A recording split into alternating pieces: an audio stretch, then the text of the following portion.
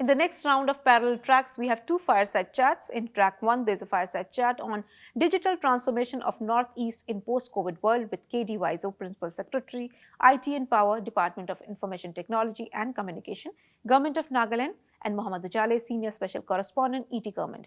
In second track, there's a fireside chat on growth trajectory for Airports Authority of India, key drivers for 2021. This chat session is between Indrakanti Narsimha Murthy, Member, Operations and Board Member of Airports Authority of India, and T. Radhakrishna, Editor, ET Government. Over to you, Ujale and Radhakrishna.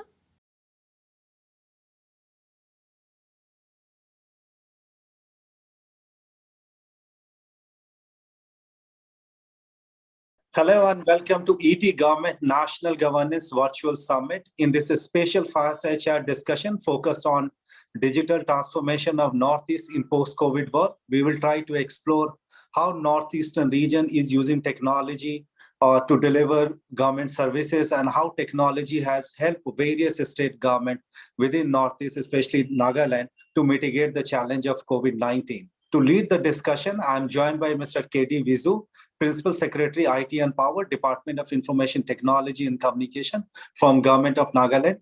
Welcome, sir, to the panel discussion. Let me begin with asking you, how did you use technology during the pandemic? Would you like to share how in Nagaland you mitigated the challenge of pandemic, sir?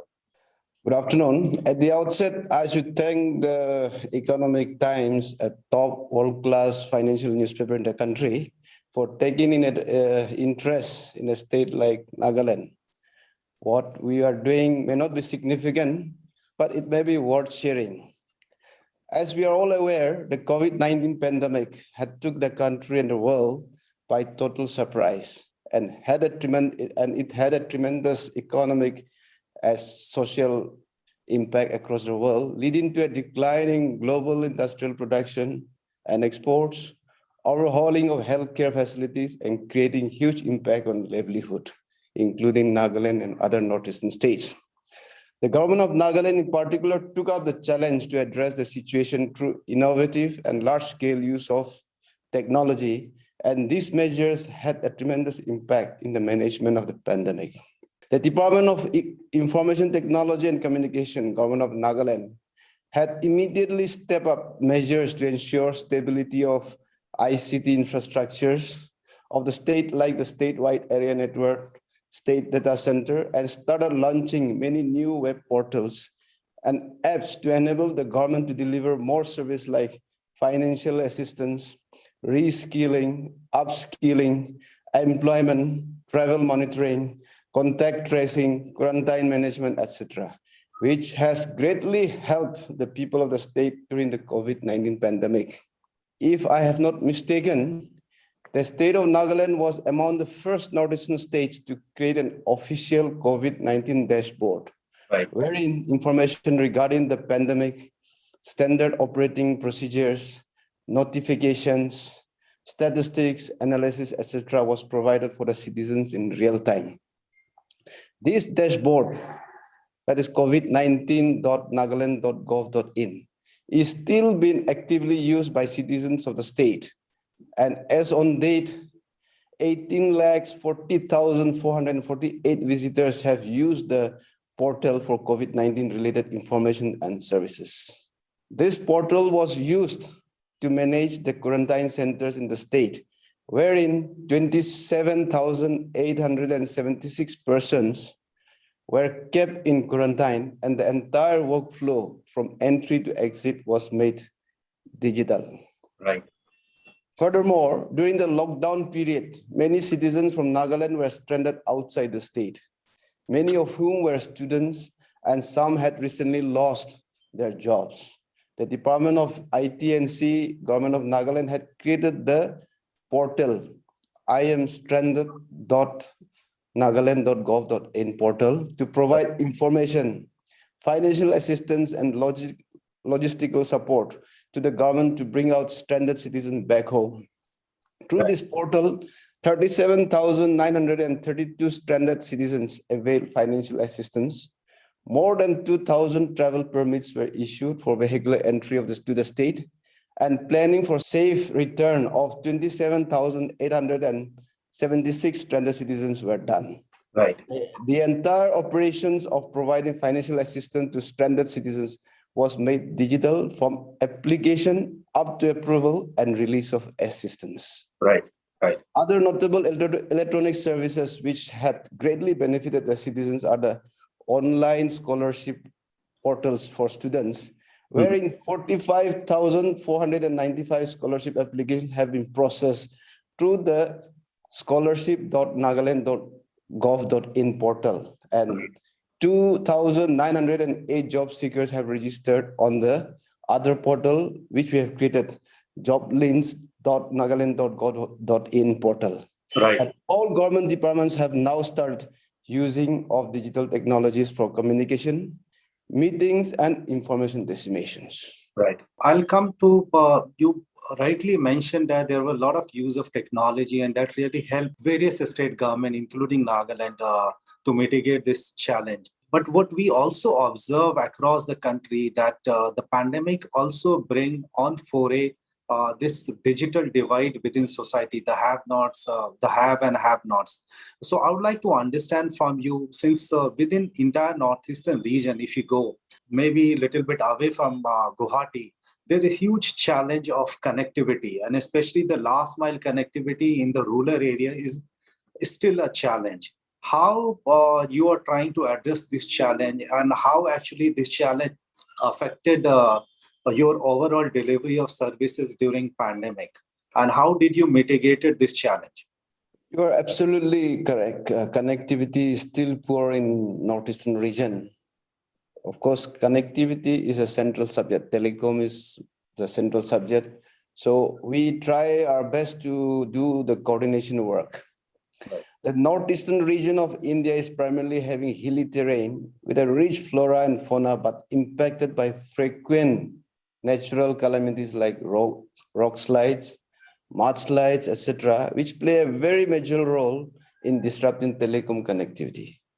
In a broad term, connectivity encompasses road, telecom, internet connectivity, etc. However, it would be prudent for me to comment on telecom and internet connectivity only.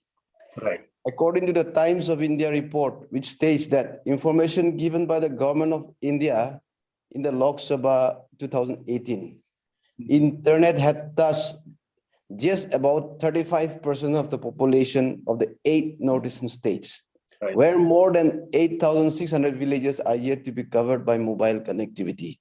That shows that connectivity is still very poor by and large in northeastern region. Right. The government has to give more focus and trust in improving telecom and internet connectivity in the northeastern region. The BharatNet project has an aim to cover 250,000 gram panchayats in the country for providing broadband connectivity in the gram panchayats, out of which about 12,000 gram panchayats are in the northeastern region. Right. However, the project is moving at a very slow pace, and the region continues to be suffering due to poor telecom connectivity. Right. Herein, a special focus has to be placed by the Department of Telecom to improve connectivity in Nagaland and other northeastern region.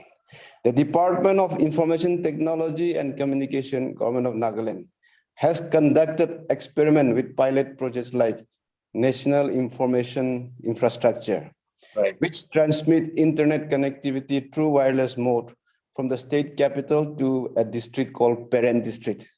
And currently, the Department of IT&C, Government of Nagaland, in collaboration with the Ministry of Electronics and Information Technology, is testing a pilot project of free space optical fiber to transmit high-speed internet through the use of laser technology. Right. If it is successful, it can be incorporated elsewhere. Right. However, telecom being a central subject, there is no proper funding support to northeastern state, particularly for connectivity project, and the matter need to be relooked. Absolutely. Absolutely. I completely agree with you, that connectivity is basic to any digital innovation. And within connectivity framework, right now, the telecom happens to be the biggest one. And therefore, the telecom connectivity is really needed. in all parts of the country and possibly Northeast, since it has been lacking. More effort must be put there. Now I'll come to the other point, which is the prioritization that we are witnessing within government organization when it comes to the choosing the project. So what really happening because of the pandemic? Earlier you had 5-6 different projects, but due to pandemic, there has been a lot of focus on a specific project which could deliver, which could enable people do their job down the line in 2 months, 3 months. So there is a lot of prioritization happening. So I would like to understand from you what should be the key focus for future IT investment for the government organization, and as to how you are planning within Nagaland to do this kind of investment. By and large, much investment has not taken place in Nagaland or northeastern states. Right. And for that matter, in IT sector, we are still in a growing stage. Right. The northeastern region of India comprises of 8 states and with diverse language, traditions, and customs. The policymakers has to now treat the entire northeastern region with an aim for greater economic engagement and cooperation with the countries of Southeast Asia and Far East, because there's a lot of hidden talents in IT sector. To this end, the Ministry of Electronics and IT, in consultation with Ministry of Development of Northeastern Region, Department of Telecommunications, Information Technology Departments of the Northeastern states, non-governmental organizations, and experts from Northeast had formulated a vision document called Digital Northeast 2022, which aims to establish digital infrastructure, digital services, digital empowerment, promotion of electronic manufacturing, promotion of IT and IT-enabled services industries, promotion of digital payments, cyber security, digital innovations, and startups in the Northeastern region by 2022. I have personally contributed a lot of my views at the time of formulation of Digital Northeast Vision 2020 document.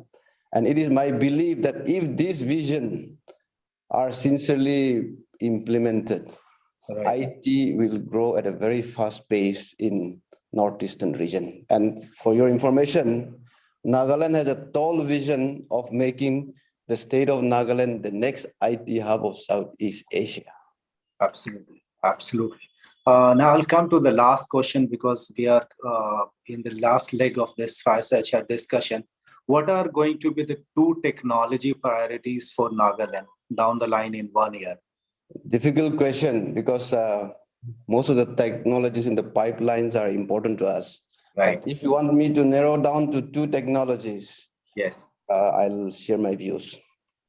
Technology today is evolving at a very rapid pace, enabling faster change and progress. And now there are many promising emerging technologies in the IT sector, like artificial intelligence and machine learning, cloud computing, edge computing, quantum computing, blockchain, Internet of Things, virtual reality and augmented reality, 5G, robotic process automation, to name a few. However, I believe that artificial intelligence and machine learning and blockchain technologies will have a huge impact in the way the government delivers and interact with citizens on day-to-day basis. Artificial intelligence is already known for its implementation in speech and image recognition, Right. virtual personal assistants, navigation, and many more. And AI can also be further used to analyze interactions, to determine connections and insights, to help predict demands of services and enabling government to make better decisions about resource utilization and improve productivity. Right. Artificial intelligence is supposed to disrupt our world with intelligent machines, enabling high-level cognitive process like thinking, perceiving, learning, problem solving, and decision making, coupled with advances in data collection and aggregation. Right. Analytics with advance in data collection and aggregation, analytics and computer process power, AI presents opportunities to complement and supplement human intelligence and enrich the way people live and work. The other technology, which I think is a blockchain technology. Blockchain has emerged to become a potentially transformative force in multiple aspects of government and private sector operations. Its potential has been recognized globally with a variety of international organizations and technology companies, highlighting the benefits of its application is in reducing cost of operations and compliance, as well as in improving efficiencies. In the simplest of terms, blockchain can be described as data you can only add to, Right. not take away from or change. Hence, the term chain, because you are making chain of data, not being able to change the previous blocks is what makes it so secure. Right. In addition, blockchains are consensus driven.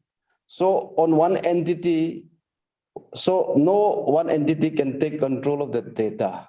So with blockchain, you don't need to trust third party to oversee or validate transactions.